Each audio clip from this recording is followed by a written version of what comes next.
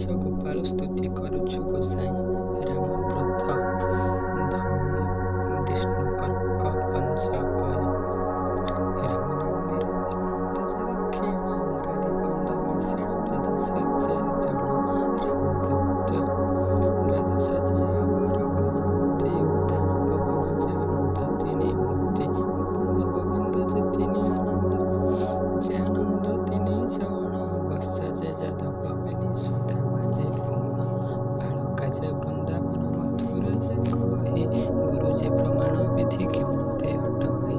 ଶୁଣ ଆହେ ଗୋପସୁତ ଅଚ୍ୟୁତ ବଚନ। ଗୁରୁ ଉପଦେଶ କଥା ଅତି ଯେ ଗହନ। ପ୍ରଥମେଣ ମହାଶୂନ୍ୟ ଅଟଇଟି ଶୁଣ। ତହୁଁ ଶିଷ୍ୟ ହୋଇଲେ ଯେ ତତ୍ତ୍ୱ ବ୍ରହ୍ମ ପୂର୍ଣ୍ଣ। ତତ୍ତ୍ୱ ବ୍ରହ୍ମ ଶିଷ୍ୟ ହେଲେ ପରମ ବ୍ରହ୍ମ ପୁଣି। ପରମ ବ୍ରହ୍ମ ଶିଷ୍ୟ ହେଲେ ଯେ ହୋଇଲେ ବ୍ରହ୍ମ ପାଣି। ବ୍ରହ୍ମ ତହୁଁ ଶିଷ୍ୟ ପୁଣ ବୀଜ ଯେ ହୋଇଲେ।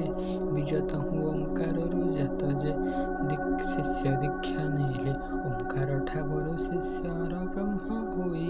ଅର ବ୍ରହ୍ମଠାରୁ ଶିଷ୍ୟ ଆଦି ମୂଳ ପାଇ। ଆଦି ମୂଳ ତହୁଁ ଶିଷ୍ୟ ହୋଇଲେ ପ୍ରକୃତି। ପ୍ରକୃତି ଠାବରୁ ଶିଷ୍ୟ ବହୁ ବିଘ୍ନ ହନ୍ତି। ବହୁ ବିଘ୍ନ ଠାରୁ ଶିଷ୍ୟ ବ୍ଯୋମ ଯେ ହୋଇଲେ। ବ୍ଯୋମଠାରୁ ପ୍ରବଣ ଯେ ଶିଷ୍ୟ ଦୀକ୍ଷା ନେଲେ। ପ୍ରବଣ ଠାରୁ ଶିଷ୍ୟ ମହତତ୍ତ୍ୱ ହୋଇ।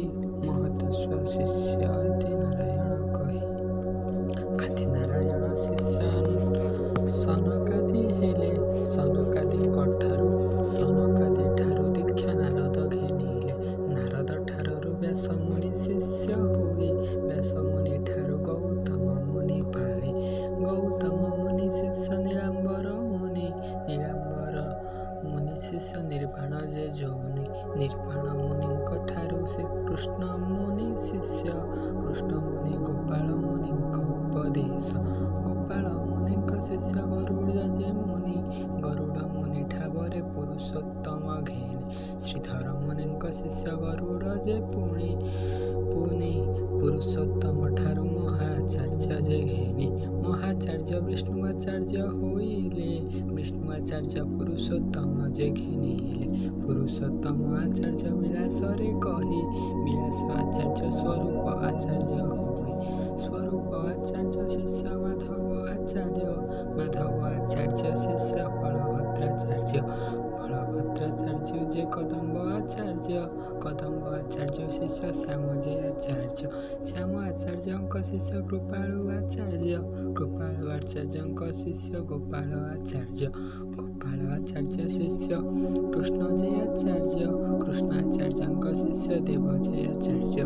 ଦେବ ଆଚାର୍ଯ୍ୟଙ୍କ ଶିଷ୍ୟ ବଳ ସୂର୍ଯ୍ୟ ଭଟ୍ଟ ହୋଇ। ସୂର୍ଯ୍ୟ ଭଟ୍ଟ ଶିଷ୍ୟ ଯେ ରୂପେନ୍ଦ୍ର ଭଟ୍ଟ କହି। ରୂପେନ୍ଦ୍ର ଭଟ୍ଟ କହି। ରୂପେନ୍ଦ୍ର ଭଟ୍ଟର ଶିଷ୍ୟ ପଦ୍ମ ଭଟ୍ଟ ପୁଣ।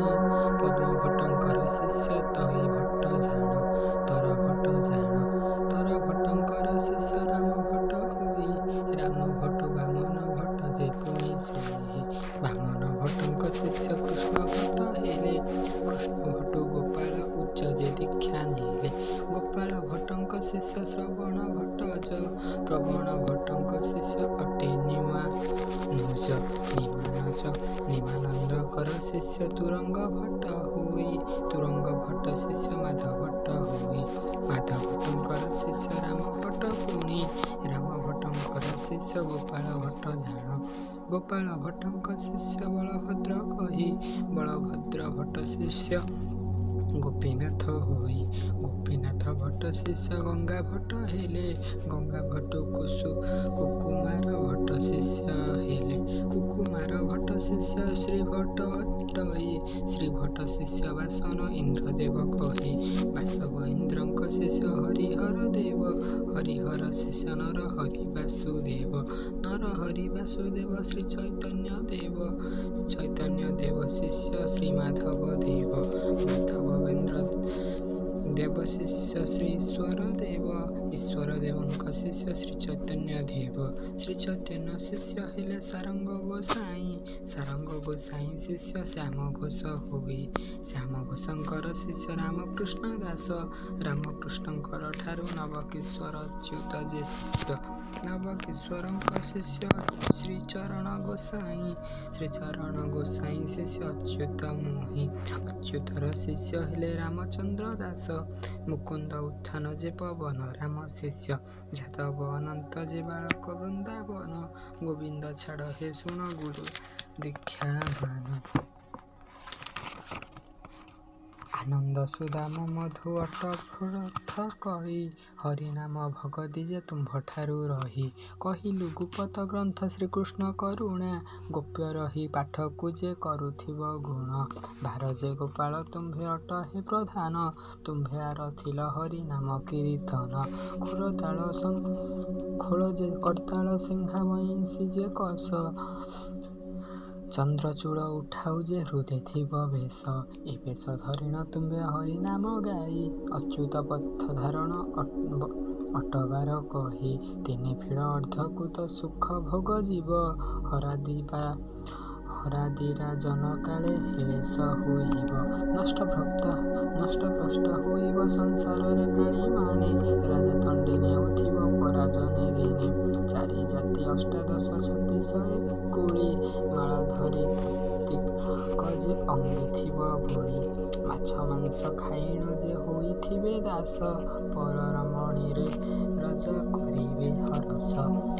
ପଦାନ୍ତି ତୁରଙ୍ଗ ଚଢ଼ିବାକୁ ବଡ଼ ମନ। ଦମ୍ଭ ପନେ କହିବେ ଚାତୁରୀ କଥା ମାନ।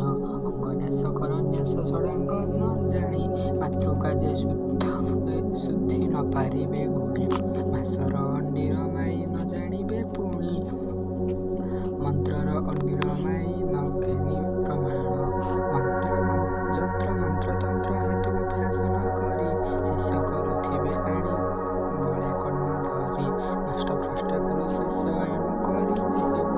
18 ଲକ୍ଷ ମାଲିଆ ବିରଜା ଖାଇବ। ଗୁପ୍ତ ମହାଗୁପ୍ତ ନ କରି ପ୍ରକାଶ। ପ୍ରକାଶିଲେ ଦରିଦ୍ର ଯେ ହୋଇବ ପ୍ରବେଶ। ବଧିର ପୃଷ୍ଟ ଯେ ଧନ ଭ୍ରଷ୍ଟ କୁଳ ହେବ। ଧନ ଲୋଭ ଗ୍ରନ୍ଥେ ଦେଲେ ପ୍ରମୋଦ ପଢ଼ିବ। ସାଷ୍ଟାଙ୍ଗ ପଞ୍ଚାଙ୍ଗ କୃତାଙ୍ଗ ଜଳେ ଯେ ହୋଇବ। ବୃଦ୍ଧାବନ୍ତ ଶ୍ରଦ୍ଧାବନ୍ତ ହୋଇ କରି ଶାସ୍ତ୍ର ଶୁଣିବ। ପରଦାରା ମତ୍ସ୍ୟ ମାଂସ ମାତନ ଭକ୍ଷେ। ଏମନ୍ତ ଚିତ୍ତ ଯାହାର ହୋଇବ ଯେ ମୁଖେ। ସେ ଜନ ଆଗରେ ଏହି ଗ୍ରନ୍ଥକୁ ପଢ଼ିବ। ସରରଧା ଅଭଗତେ କେବେ ନ ଭଇବ। ଶ୍ରୀ ଗୁରୁ ଚରଣେ ଯାର ଦୃଢ଼ ହୋଇ ଚିତ। ଦର୍ଶନୀଲ ଭଇ ବ୍ରହ୍ମା ବିଷ୍ଣୁ ମହେଶତ। କୋଟି କୋଟି ତୀର୍ଥ ଫଳ ଗୁରୁଙ୍କ ଦର୍ଶନେ। କୋଟି କୋଟି ଗ୍ରନ୍ଥ ପୁଣ୍ୟ ଗୁରୁଙ୍କ ଭଜନେ। ମାତା ପିତା ଦେଲେ ନାମ ସନାତନ ପୁଣ। ଗୁରୁ ଆଜ୍ଞା ଦେଲେ ଶ୍ରୀଚରଣ ଦାସ ଶୁଣ। ଶ୍ରୀଚରଣ ଗୋସାଇଁ ଚରଣକୁ ଆସ। ଗୁରୁଙ୍କ ପ୍ରମାଣ ତାଙ୍କ ମୁଖରୁ ପ୍ରକାଶ। ସେ ଯାହା କହିବେ ମୁଖେ ତା ମୁଁ ଲେଖେ।